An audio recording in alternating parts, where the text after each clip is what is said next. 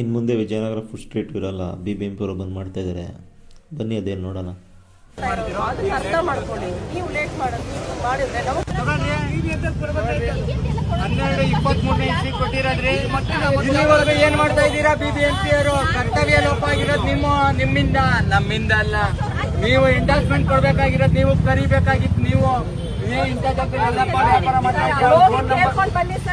ನಾವ್ ಅಲ್ಲಿ ಹೋಗಿ ಕೇಳೋ ಸೀನ್ ಇಲ್ಲ. ಬರ್ರಿ ಇಲ್ಲ ನಿಂತ್ಕೊಳ್ರಿ. ಏನ್ ಮಾಡ್ತೀರಾ?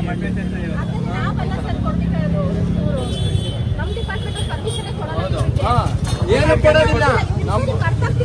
ನಮ್ಗೆ ಅರ್ಥ ಆಗೋದಿಲ್ಲ, ನನ್ಗೆ ಅರ್ಥ ಆಗಲ್ಲ. ಪರಿಶೀಲನೆ ಮಾಡೋ ಜವಾಬ್ದಾರಿ ಅಧಿಕಾರಿಗಳದ್ದು, ನಂದಲ್ಲ.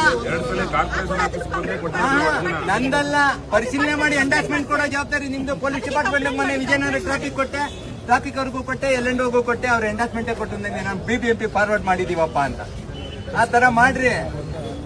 ನೀವು ನಮಗೆ ಬರಕಲ್ಲ, ನಮ್ಗೆ ರಿನ್ಯೂವಲ್ ಮಾಡಕ್ ಬರಕಲ್ಲ ಅಂತ ಕೊಡ್ಬೇಕು. ಎಂಡಾರ್ಸ್ಮೆಂಟ್ ಕೊಟ್ಬಿಡ್ಬೇಕಾಗಿತ್ತು.